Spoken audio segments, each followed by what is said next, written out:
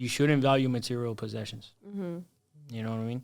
Yeah. When you value something and then you lose it, you're valuing something that has no substance whatsoever. 100%. When I started I learned that by life, just teaching me lessons. When I got divorced, I started with a backpack, only with a backpack. Wow. That's all I had. And I was never happier with nothing. I can just go and do and be, and I didn't have anything weighing me down. I didn't have to think, where am I going to put that? How am I going to take that? How am I going to take this from there to that? It was the best feeling. And after that, I'm not attached to anything. In fact, when I buy something, I get rid of something. The less, the better. That's awesome. Yeah, no. I'm all about, I'm very light. What's the opposite of a pack rat? I don't even know how to. I wouldn't even know. I live lightly. Yeah, but I didn't. I mean, when I was much younger, I had 150 pairs of shoes. I just kept collecting stuff. I wasn't a hoarder. I was always very organized, but I didn't value how much that weighs you. I didn't realize that. And then when it was just stripped away, I wasn't stripped away. I voluntarily left it all. Right. It felt just like, wow, amazing. I can start from scratch. That was a good feeling. From then on, I'm not attached to a single thing. I had two major experiences in my life where I realized material possessions are a total burden. I was 12 years old and my house burned down. I had 15 pairs of Jordans. I had things that That's hard. as a That's kid, not by choice. Yeah. And then all of a sudden, I only had 2 pairs of clothes. And they didn't make me wear a uniform at school. And I was like, wow, this has some perks. Losing everything you have is interesting. I had my godfather on in one of these episodes, and he says he's a firm believer. Man, I need to write a script about his life. He's a firm believer that every person in their life should lose everything they have at least once. Because you're not going to realize, you're not capable of imagining the character you find out that is within you when you rebuild everything from nothing. And you get it all back and more. Yeah. It's crazy. I'm with you. You value everything more when you work for it, not when it's handed to you. Yeah. So when everything burned down when I was a kid and I had nothing left, I realized that all of it was replaceable. I could get it all back. Yeah. So it doesn't matter. Yeah. You know? Yeah. And also you find out who are your true friends. Because you never imagine. When there's money involved, that's when you know who your true friends are and who they're not. And who steps up to the plate. For sure. Yeah. And then you really surprised about who doesn't. Yeah. So. For sure. You learn so much. The second experience where I realized I was reminded that material possessions are nothing. My grandfather was dying in the hospital. And I used to live with him. So he was already about to go to hospice. Like, it was apparent that he was going to pass away. So I'm home. I'm not going to live in that place because I'm just going to be reminded of him every day. So I decided to move. I'm there deciding what to keep of his. I tried to keep as much as I could of his, but there's just certain things I can't keep. So I'm throwing away all his furniture. I'm throwing away a lot of his clothes. I'm throwing away a lot of his stuff. And as I'm throwing this all away, he was a person that was big on material possessions. Like, he used to dress really nice. He had great style. He was still dancing salsa at age, 70 something before he died. Did he collect a lot of knickknacks? Yeah, he was a bit of a hoarder. So I'm throwing all this stuff away, and I'm like, man, this guy valued all this garbage, and he's rotting in a hospital. I'm throwing it all away. Yeah, wow. I'm never going to value material possessions ever again. What am I going to value? The non-tangibles. I told myself I'm going to value, all right, so first and foremost is experiences, 100%. I'm going to travel. I'm going to spend time with family. I'm going to, the day I find a woman that I fall in love with or whatever, I'm going to spend time with her, my kids. I'm going to value experiences. I'm going to value time. I'm going to value things that you can't put a price on, right? I can buy a clock. I can't buy time, I can pay a doctor to see me. I can't buy health. Those kinds of things, So it's value the intangible. That's what I value now. No, but sometimes life hits you with those lessons. Yeah. You don't expect them, and they're meant for you because they're good for you. 110%. Yeah. For sure. So that was a unique experience for sure. In the middle of all that chaos, my life was very chaotic back then. He was passing away.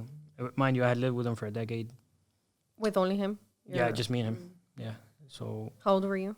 That was 2018. I was about 26. Okay, that was not too long ago. My mid-20s, yeah. About 4 years ago. I used to carry, gratitude helped me a lot. I used to carry a lot of guilt. Yeah. I used to blame myself for his death. Wow. Yeah, it was. Why, you felt like you didn't give enough time? You didn't get him seen before? No, so what happened was he was already recovering from surgery and he was fine. He was just like semi-lucid or whatever. And then he was conscious already and he had a tube up his nose that was draining because his surgery he had was like related to his digestive system. So the tube was draining the excess, like the fluid that becomes feces or whatever. It was draining it. And then I guess I left the room for a second to take his sister to the car so she could leave. And I come back and he pulled the tube out. You know? I had a similar experience with my dad and I had guilt too. Yeah. So for years I blamed myself. I was like, man, if I was there, he wouldn't have pulled the tube out of his nose. And that tube, I'm not going to tell you the details because they're pretty bloody. Yeah. He died, though. Because of that, he died. Yeah. So, and gratitude, you know. But it would have been at that moment, or had you left at another moment, you weren't going to be there 24/7. So you can't hold that. Yeah, I mean, for sure. You would have at one point left to sleep, at one point left to take a shower. So it was inevitable. Like, it would have happened. He would have, they get anxiety. The same thing happened with my dad. So very, very similar story. Yeah, I've realized that the past is the past. There's nothing you could do to change it. What you can control is the present moment, right? So what are you going to do with now? You can't do anything with yesterday, and you can't do anything with tomorrow. So what are you going to do, sit here and whine about it and just pester and let that fester in your brain, or are you going to move on? Yeah. You're going to move on. Yeah, that's what he would want you to do. For sure. Definitely. Yeah, it's interesting how I'm a person that in my worst moments in my life, I learn the best lessons.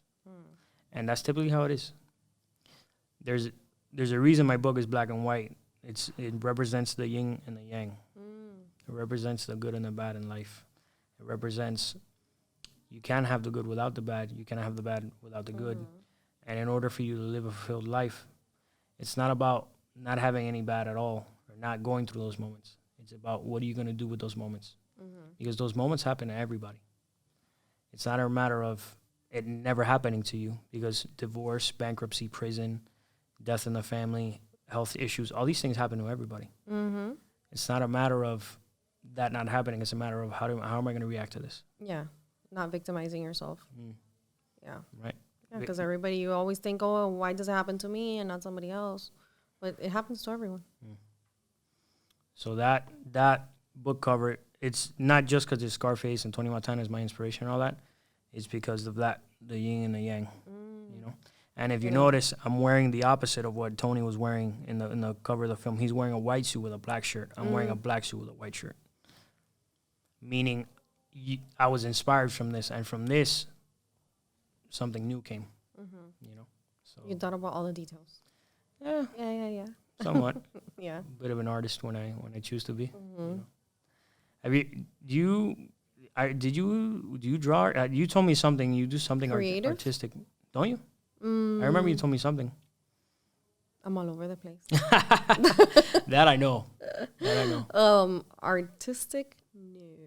We opened up a photo booth business now, but I haven't spoken too much about that. It's really fun. It's not your typical photo booth. What's it like? It has AI technology. It has really cool stuff, Really? like for corporate events. Cool. You can actually interact with the mirror. It's a beautiful 6-foot mirror. Wow. Really fancy, really Cool. luxurious. Yeah, it's beautiful. I'm excited about rolling that out. Dope. Yeah, I mean, we're always at events. We're always doing all sorts of things, and just a little add-on, something fun, and we're gonna do it ourselves. So That's super cool. Yeah. Super awesome. In Miami, you need to have a couple jobs.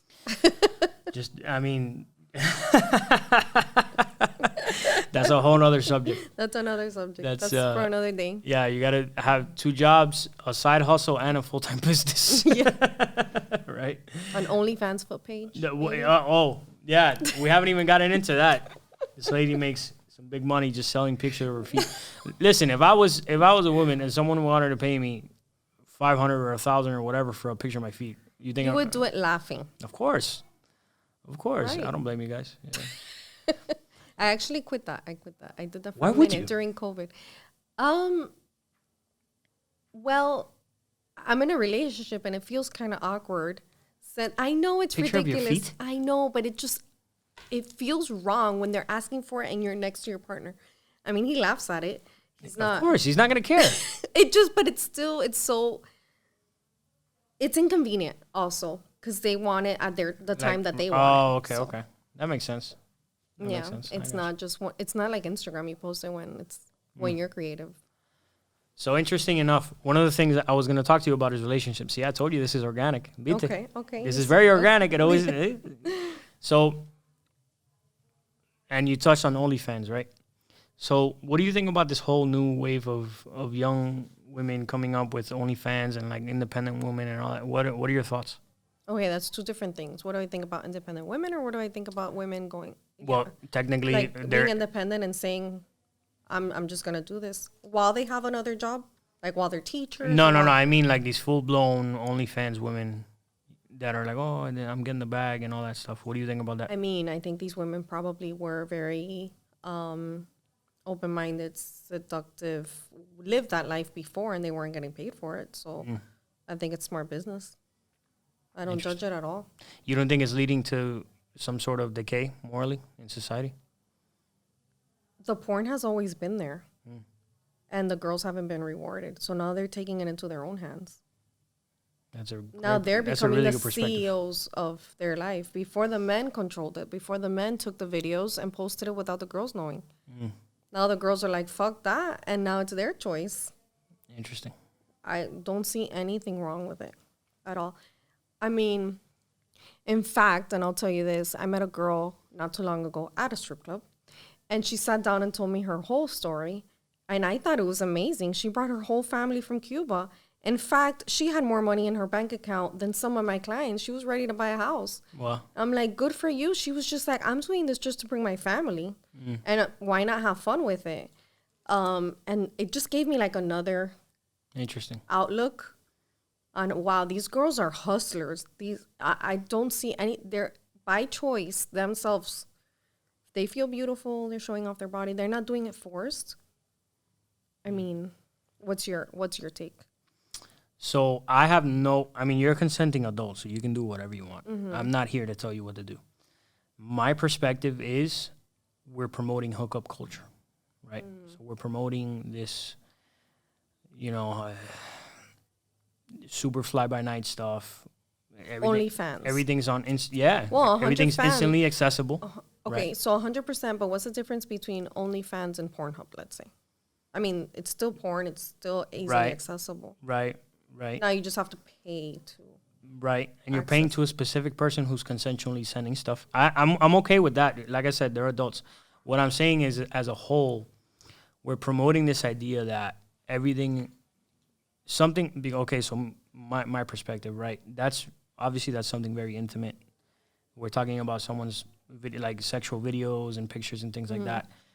I think it not only erodes what that actually is, like the significance behind it. I think that's something that shouldn't be shared so easily. And since we live in this information age and this technology age, there's a lot of women doing it, which again, you're a consenting adult, you can do whatever you want. However, there's got to be a caveat there where, like, it's not all positive. I can tell you plenty of cons too.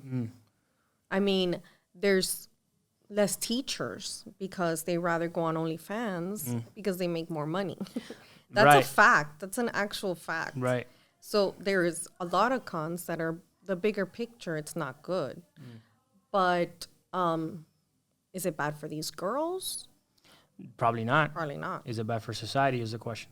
And that's relative, right? Depending on who you're asking.